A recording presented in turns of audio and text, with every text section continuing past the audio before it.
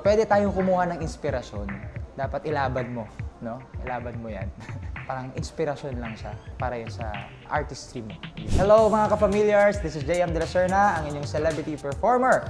At this is 5-in-1 Challenge.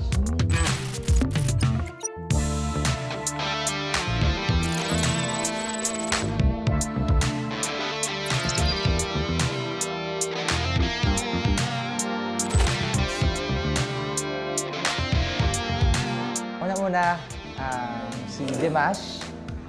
Mahirap bigyasin yung ano niya, apelyido niya kasi. So, if you know Dimash, so, ayun. Number 2 ay, of course, ang ating Chief of OPM, si Sir Ogie Alcacid. And ang aking number 3 ay si Sir Martin Nievera, nag-iisa. And aking number 4 ay si Sir Gary V. Gary V.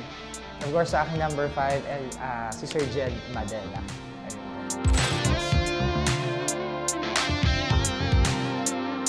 So guys, ang aking 5 tips po para gumaling sa pagkanta. Ayun. So, unang-una syempre, kailangan po nating mag-practice. Ayan.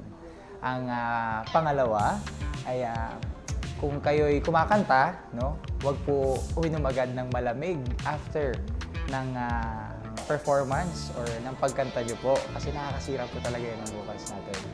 Ang aking number 3 ay pwede tayong kumuha ng inspirasyon sa pagkanta.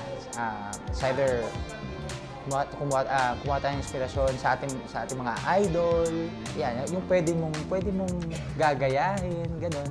Pero syempre hindi mo naman eksaktong gagayahin yung singer na gusto mong gayahin. Parang inspirasyon lang siya para yun sa artistry mo.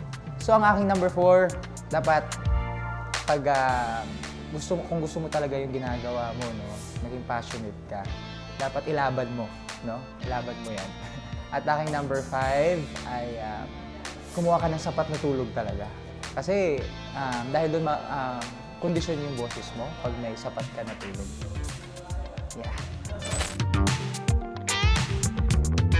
So, ang aking top 5 songs are Invisible by Hunter Hayes and From This Moment On. Ang pangatlo ay Love Is Still the Answer ni Jason Mraz. Pangapat ay Biyahe ni J. Roa. And ang panglima ay ang I You Have Nothing ni Tom Jones.